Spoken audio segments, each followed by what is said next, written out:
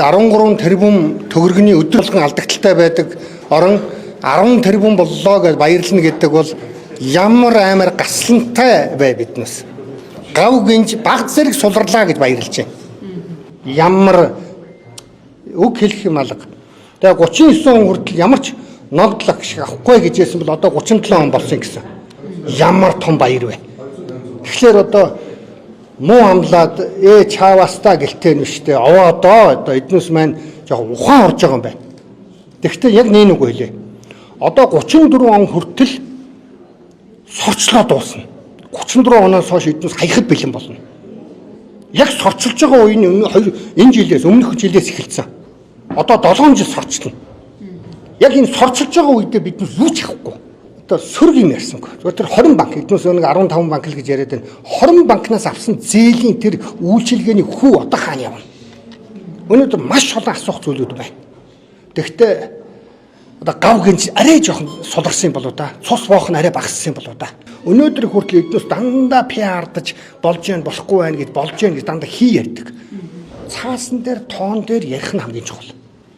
Энэ бол хамгийн чухал зүйл. Би цаастаа ярьдаг. Цаас харуулж иж ярьдаг. Эднээс хэзээ цаас харуулдаг.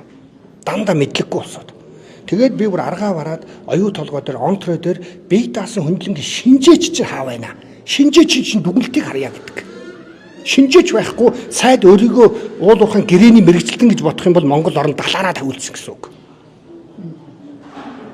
Тэгэхдээ яг вэ Дамжны юм сайд бол байдаг тэнхэгээрээ л мэрэж. Засгийн газар байдаг тэнхэгээрээ л мэрэлээ. Одоо энэ дээр би илүү хүсэж байна. Монголын ард түмэнд ингэж доромжлуулахгүй байхыг би илүү хүсэж байгаа. Ямар боломжтой байсан гэж та харж байгаа таны хувьд? Чи ёстой зөв асуулт асуулаа.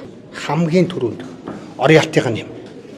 Олон долоо юм ярихгүй ганцхан ориалтыг одоо 5% буулгах гэдэг байгаа шүү дээ эднээс чинь. 5%-ыг 15-аас 20% болгоно гэдэг тооцоо судалгааг нь бидэнд өөртөө ализэний 15 жилийн өмнө өгсөн. Одоо 16 болчихсон шүү 2009 онд. Энд чинь 17 жил болчихлоо. Өгсөн байгаа. Ориалти. Хоёрдугаар. Та нар одоо эднээс ингээл зээл мэйл одоо ингээл хүүгийн буусган хэн хямж байгаа тэрийг. Тэр зээлийн тооцоо хэн хийдэг? Монголын талаас хэн оролцдог? Энэ тоо бодол тэр хооронд нь тоогоор хуурахад эднээс амархан шүү дээ. Энэ 2%, 3%-аар буулгалаа гэдгийг цаана 10% нэмчүүл яах юм? Та нар менежментийн төлбөрийг одоо талаар нь буулгалаа гэж бодъё. 6-аас 3%. Гэхдээ зардлаа дахиад 100% өсгөчүүл тэр чинь дахиад 6 биш бүр 9% болно шүү дээ. Тэр зардлын тооцоо үйл ажиллагааны энэ эдийн засгийн тооцоонууд дээр Монголын талаас хяналт тавьдаг хүн байна уу? Өнөөдөр тууз гээд 9 хүн байна. Тэн дээр 3 Монгол байгаа. Энэ 3 Монголын оролцоогүйгээр тэр 6 хүн бүх тооцоо судалгаа шийдвэрээ гаргадаг.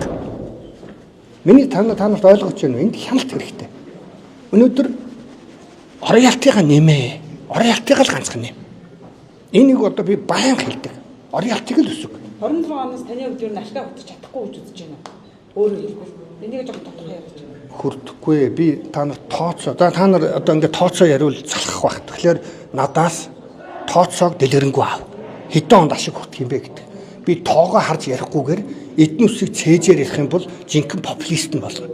Тоогоо харж яагаад ярих юм бол энэ бол шинжилгээтэй дүгнэлттэй яриа болно.